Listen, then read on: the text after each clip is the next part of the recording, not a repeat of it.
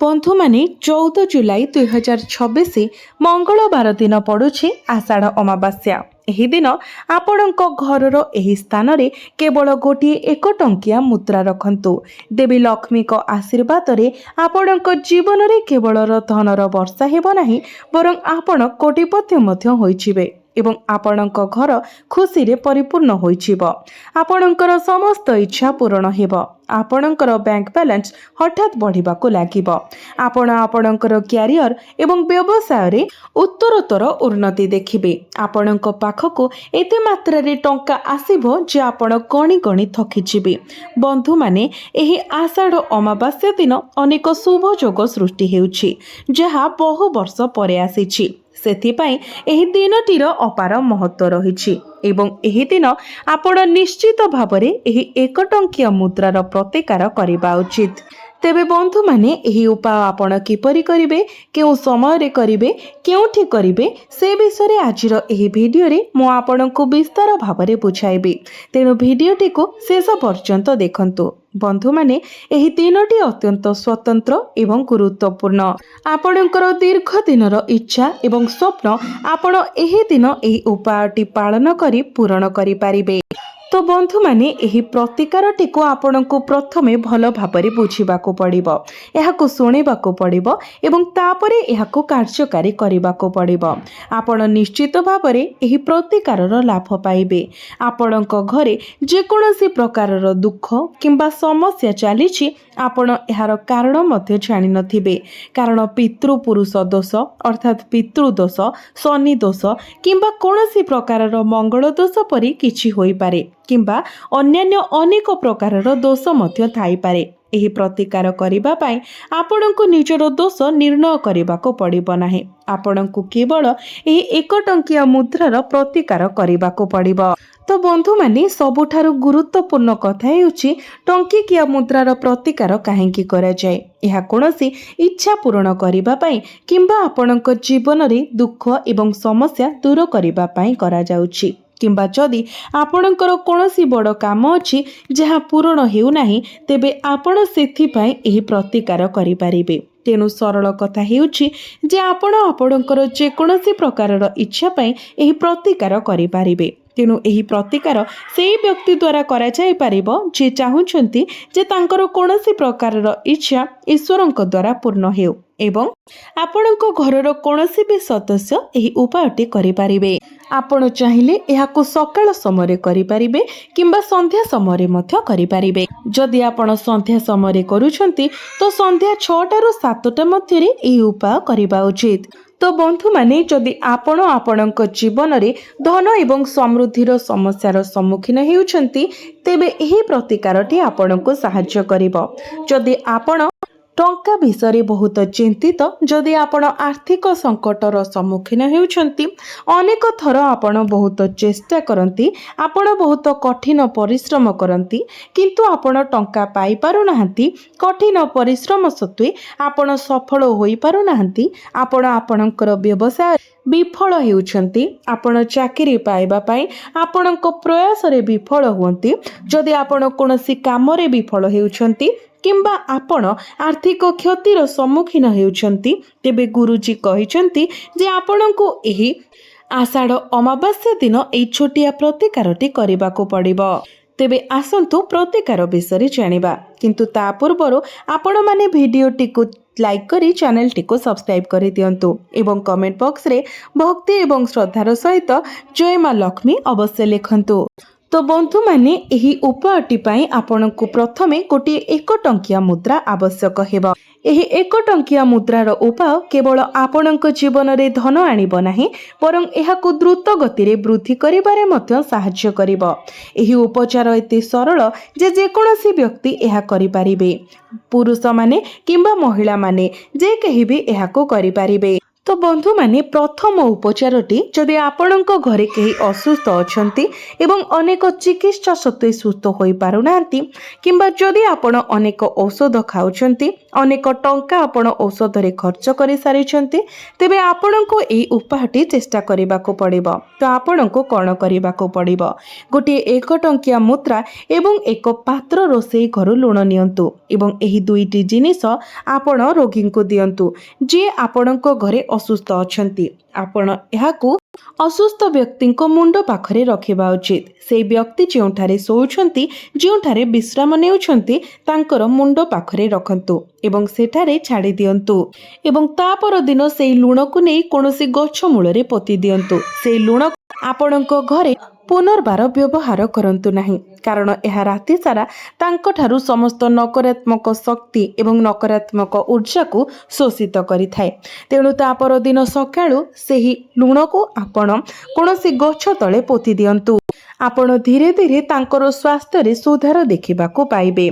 एबे आसंतु द्वितीय प्रतिकार विषय जानिबा। मु आपणको जो द्वितीय उपायटी कहिबाको जाउछि ताहा हेउछि आर्थिक समस्या को दूर करिबार महा उपाय। यह करिबा द्वारा आपणक पर्स केबे भी टंका खाली हेबो नाही। टंका सबु बेले आपणक पर्स भितरे भरी रहिबो। आपणक जीवन रे एपरि कोनोसी दिन आसीबो नाही जेतेबेले आपणकर पर्स रे टंका नथिबो। यह प्रायतः अनेक लोकंक सहित घटे जे सकाळे टंकारे पूर्ण थिबा सेमानकर वालेट संध्या सुधा संपूर्ण खाली होई जाय। सेमानक वालेट रे केवल किछि कॉइन बाकी रही जाए किंबा कहिबाको गले सेमाने कुहंती जे सेमाने सेमानक वालेट रे टंका रखंती किंतु टंका केउ ना केउ बाटरे खर्च होई जाए। एते टंका खर्च हुए जे टंका संचय होई पारे नाही। अनेक लोक द्रुत गति रे टंका हराउथबार अनुभव करंती। तो सेमाने कौन करिबा उचित गोटे 1 टंकिया कॉइन नियंतु याको भलो भाबरे सफा करंतु तापरे गोटे हळदिया कौड़ी नियंतु एवं एही 1 टंकिया कॉइन एवं हळदिया कौड़ी को आपणक वालेट रे रखंतु। एगुडी को सबु बेले आपणक पाखरे रखंतु तापरे आपण देखिबे किपरि टंका आपणक पाखको आसीबो। एहा एक बहुत प्रभावशाली प्रतिकार जो माने कुहंती जे टंका सेमानक पॉकेट रे रहु नाही किंबा सेमानक भाग्य रे दारिद्र लेखा होइछि सेमाने निश्चित भाबरे एही उपायटी चेष्टा करिबा उचित। बंधु माने एही 1 टंकिया कॉइन द्वारा आपण दुष्ट नजर एवं आपणकर शत्रु मानक मध्य आपणक जीवन रु दूर करि पारिबे। जदि केही दुष्ट नजर द्वारा प्रभावित होंती तेबे सेमानकर धन नष्ट होई पारे एवं जदि आपणक घरे कोनोसी शत्रु आपणको हैरान करूछंती तेबे आपणकर गुप्त शत्रु मध्य थाई पारे जांक विषय आपण जानि नाहंती। एपरि लोकंक ठारू सर्वदा सतर्क रहिबा गुरुत्वपूर्ण। सेमाने जीवन रे विफलता आनी पारंती। आमे धनी होई पारु नाहु आमे एहा हासिल करबाकू यथा संभव चेष्टा कर किंतु आमे जीवन रे सर्वदा पछरे रही जाऊ। आमे हमर सर्वोत्तम चेष्टा करू। एबे जदि आपण आपणकर शत्रु मानक ठारू मुक्ति पाइबा पई चाहुछंती एवं दुष्ट नजर को दूर करिबा पई चाहुछंती आपणको केवल 4टी लवंग सहित गोटे कर्पूर खंड नै आपणको घरर एक स्थान रे जळाइबाकू पड़िबो। एहा सहित गोटे 1 टंकिया मुद्रा मध्य नेबाकू पड़िबो एवं किछि अक्षत नेबाकू पड़िबो। आपण जदि चाहंती तो 108टी अक्षत आपणको नेबाकू पड़िबो। अक्षत अर्थात जेउ चाउल भांगी नथिबो आपणको 108टी संपूर्ण अक्षत अरुआ चाउल नेबाकू पड़िबो। तो प्रथमे 1 टंकिया मुद्राटी को भलो भाबरे सफा करि दियंतु। याको आपणको पूजा घरे मां लक्ष्मीकर जेउ प्रतिमूर्ति बा फोटो आपण रखिचंती तो मां को सामने रे एक शुद्ध घियर दीप जालंतु। तापरे से 1 टंकिया मुद्रा को हाथ रे रखी 11 थर मां लक्ष्मीकर बीज मंत्र पाठ करंतु। ओम महालक्ष्मी नमः एही मंत्र को 11 थर जप करंतु। तापरे ओम नमो भगवती वासुदेवा नमः मंत्र 11 थर जप करंतु। तापरे आपण देवी लक्ष्मी एवं भगवान विष्णु को कहंतु जे आपणक घरे स्थायी निवास करिबा पई आपण प्रार्थना करंतु। दयाकरी मो उपरे आपणकर आशीर्वाद जारी रखंतु।